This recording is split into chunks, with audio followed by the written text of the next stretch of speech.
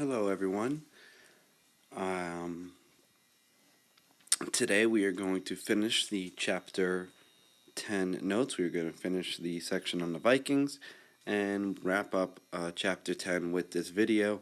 And then on Thursday we'll do like a Kahoot to kind of test to see what you guys remember from what we've learned with this chapter.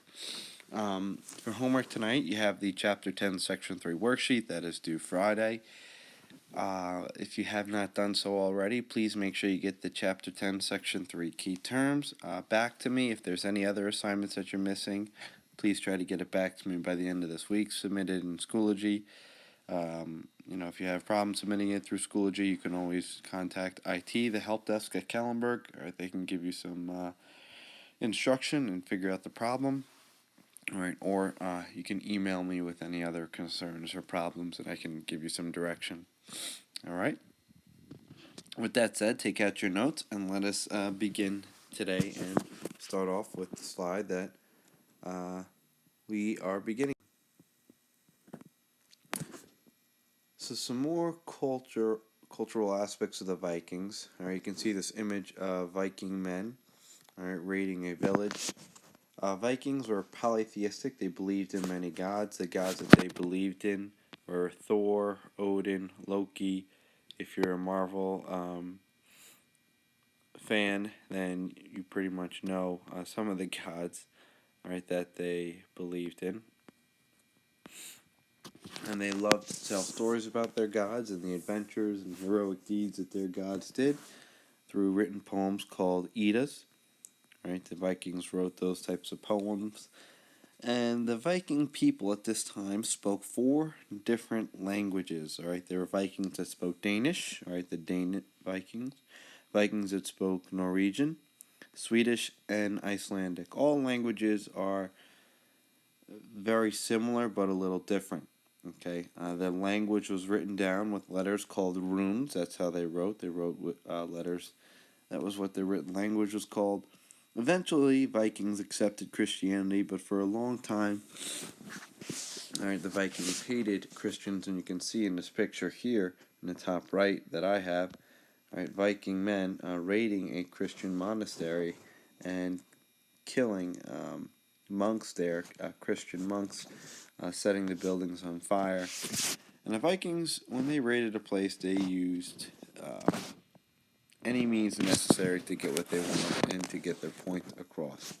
Viking men would fight. Sometimes Viking women would fight, as I said yesterday. But that is what a typical Viking raid looked like in that picture. One thing you may notice, I don't know if I told you guys yesterday. I think I told some class. You can see this Viking man here. This is like a more accurate image of what a Viking man looked like. All right, circular shield, a sword, a cape, which is actually like a coat-like garment, and then they're dressed with a helmet. All right, they didn't really have horns coming out of their helmet, but they did have a beard. All right, and all Viking men did have beards. One terrible thing you could call a Viking is beardless. It's the most offensive thing you could say to a Viking. It would be like cursing at a Viking. All right, it's calling them beardless. All right, so if you ever see a Viking, don't call them beardless. And it was a great honor to grow a beard as a Viking. Mr. Brennan maybe would have a tough time as a Viking because, well, he can't grow a beard, so I don't know. Wouldn't work for him. All right, so make sure you highlighted things that I highlighted on the slide. All right, those are things that you will need to know for the future. All right, moving on. All right, so today we're going to talk about some Viking raiders. Vikings raided towns all throughout Europe, mainly between the years 700 and 900. Those were the peak. That was the peak period of Viking raids into towns throughout Europe. One group of Vikings, the Norwegian Vikings, okay, set up trading towns in Ireland. All right, they also founded a colony on Iceland, which eventually becomes a colony. So Norwegian Vikings traveled to Ireland. All right, there are some parts of Ireland that have Viking roots. So if any of you are Irish, there's a chance that some of your ancestors might be Vikings. and they helped basically make Iceland a Viking colony. Two famous Vikings, you have Eric the Red. All right, he was a Norwegian Viking that founded a colony on the island of Greenland in 986. So he traveled past Iceland all the way to Greenland.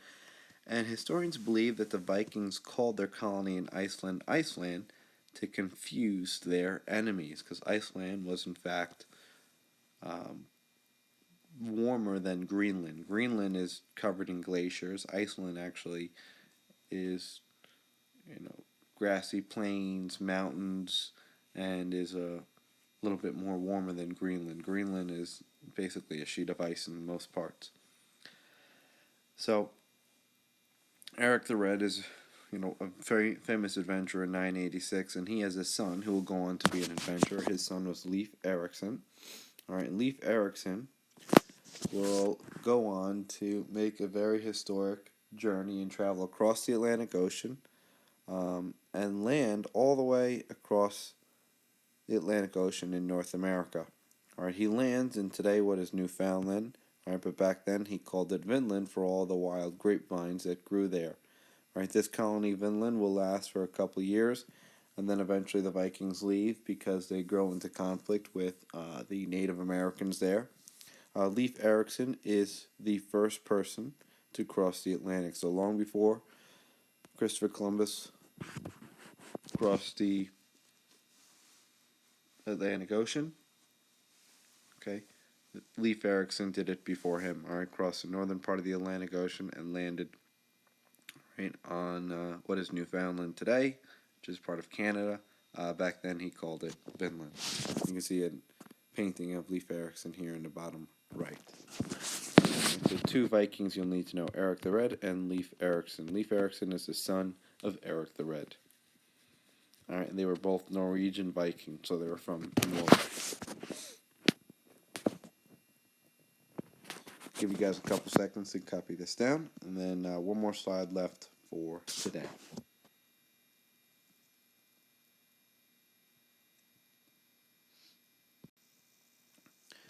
All right, so the last slide on the Vikings. Another group of Vikings we'll talk about are the Danes. All right, the Danes are from the country Denmark today, and the Danes will invade England, right, in the 800s and wage war with the Anglo-Saxons.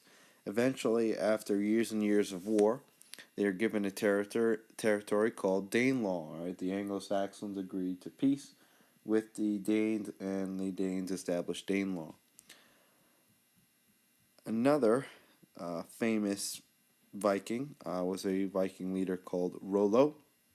Okay, and he was a Dane, and he's going to invade parts of modern-day France and establish Norse law in 911. And he'll wage war with the French, right, which were once part of Charles the Bald's Western Frankish kingdom. And after years of fighting, eventually the French king signs a treaty with Rollo, giving him the territory, and Rollo becomes king of Norse law. And on that treaty, Rollo promised to convert to Christianity as long as he would not be attacked by any French armies. The French king agreed to that. Rollo converted to Christianity, and years go by. Rollo becomes king. All right, he actually has a descendant who will one day become king of England, which we'll talk about in the next chapter. And Norse law eventually becomes known as Normandy. And Normandy, you've probably heard of before, or some of you have, is very famous in the events of World War II. Right, it was at Normandy where the Allies will make one of the largest invasions into France to try and drive the Nazis out of France and to win World War II. All right. So please make sure you copy all of this down. Know that, the Danes established Danelaw. Know that they established Danelaw. Know that Rollo established Norse law. Know that Norse law becomes Normandy. All right, and Rollo was the king of Norse law. And you can see a picture of him here to the right. I'll leave this slide up for a couple of seconds for you guys to copy it down. And this is the last slide for Chapter 10. We are all done with Chapter 10. and we will Kahoot on Thursday to kind of review this chapter. Then on Friday, you'll start chapter 11. If you're missing any notes from this chapter, please make sure you get them by Thursday. You have your activity day tomorrow, so enjoy your clubs and activities. But I am going to be asking you guys to send in your notes, so this is kind of like your warning. Make sure you get all of your notes. If you're missing any notes, you can always go back and watch conferences, or you can go to my YouTube channel and watch any of the videos, or go into Schoology to find the links. Thank you, and have a great day, everyone.